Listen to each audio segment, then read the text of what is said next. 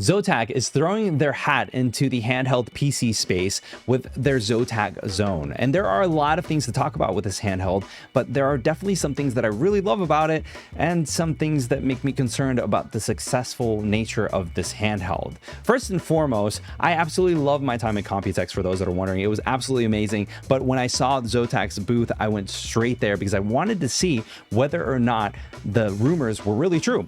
Everything that we saw in terms of trackpads and specs and everything that we saw were true, and I was pleasantly surprised with what I saw.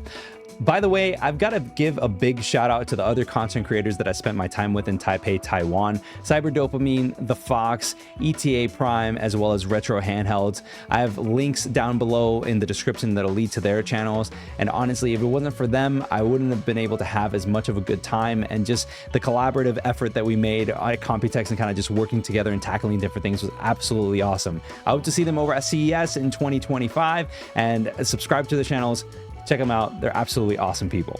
Now, when it comes down to the specs, this is going to come with a 7-inch 1080p screen, 120 Hz refresh rate. It is AMOLED, so it is going to have HDR support as well as an 800 nit peak brightness. The chip that's inside is an AMD Ryzen 7 8840U and a Radeon 780M GPU. The RAM that's in there is 16 gigabytes of LPDDR5X RAM, and it also is clocked with a max speed of 7,500 megahertz. All of this is powered by a 48.5 watt-hour battery, and the SSD that's inside is a 2280, so you can switch that out, but by default it's 512 gigabytes. Now, with everything said and done, there were a lot of things that I saw, but immediately the first thing that I noticed was the screen. Now, it's absolutely beautiful, but the screen that's there is technically a portrait mode or a tablet mode screen, so you are going to deal with some of the issues when it comes to that. Also, the screen does not support VRR, so because of that, you are going to run into screen tearing from time to time. When I was testing out a couple of games on the handheld itself, I did run into screen tearing from time to time, but I really truly believe that this is a pre-production, like very almost prototype setup for Zotac.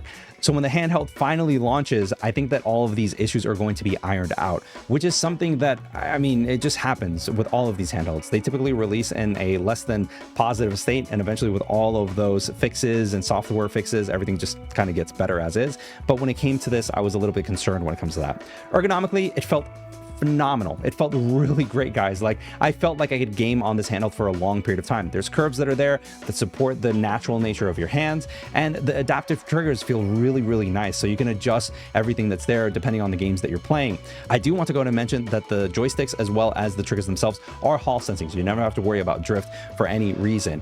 The D-pad feels very similar, very akin to the Xbox Series X D-pad, so if you're used to that and you like it, you're gonna love it on this.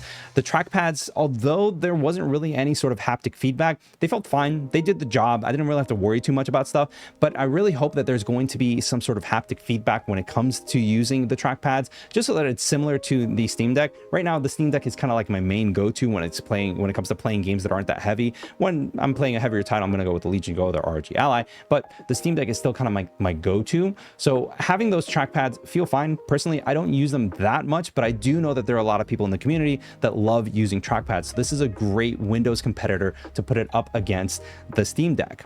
Now on the back, you're going to have 2 macro keys that you can program to whatever it is that you want, and they felt comfortable. They didn't feel out of place. There were some instances where, you know, I would accidentally press it or whatever it may be, but that's just a me thing. I think that for most people, it's right where it needs to be, and it feels relatively comfortable to just game on that for a long period of time.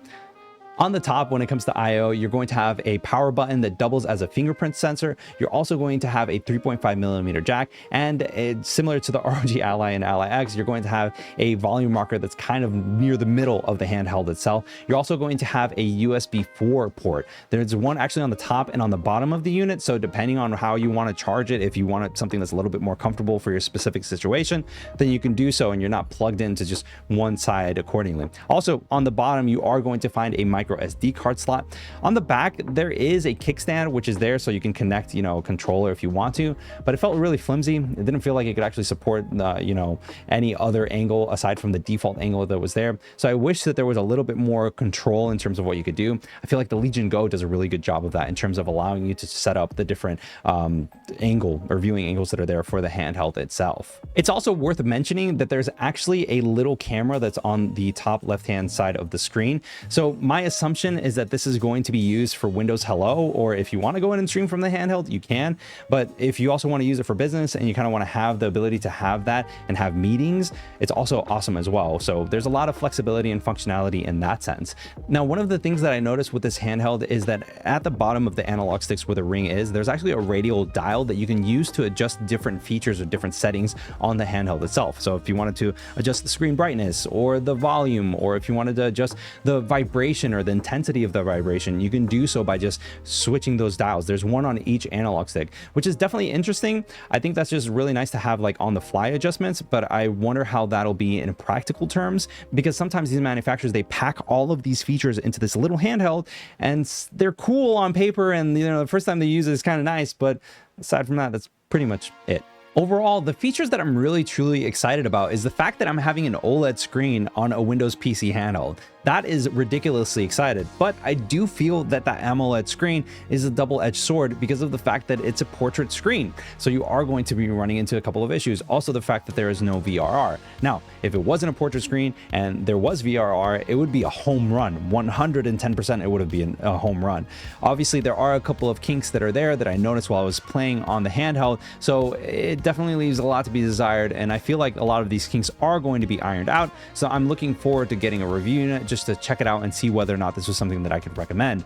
Also, I still am not 100% sure about those radial dials that are on the joysticks themselves. I'm not 100% sure whether or not this is something that I'm going to be using when I'm actually gaming on the handheld. It really just depends on how much time I have with it and whether or not it feels right to use. I know that there are some people that have privacy concerns with having a webcam that is built into the hardware that you're going to be gaming on all the time. So I would have wanted to see some form of shutter or something to just cover up the camera when you're not actually using it yourself. I personally don't see myself ever using the camera at all, aside from logging into the handheld itself, because, well, I've been using a ton of other handhelds without having a camera at all, and everything just works as it should.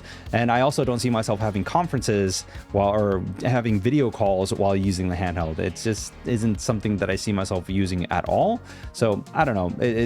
Let me know what you guys think in the comments when it comes to that, because when it comes to me, I don't see myself using it too much, or if at all. In terms of ergonomics and everything felt great to use on, and there is processing power that's there in order for you to have a really good gaming experience. So it's kind of just like a let's wait and see sort of scenario, but as far as everything I've seen, this is a potential contender to the other handhelds that are out there, including the Steam Deck OLED.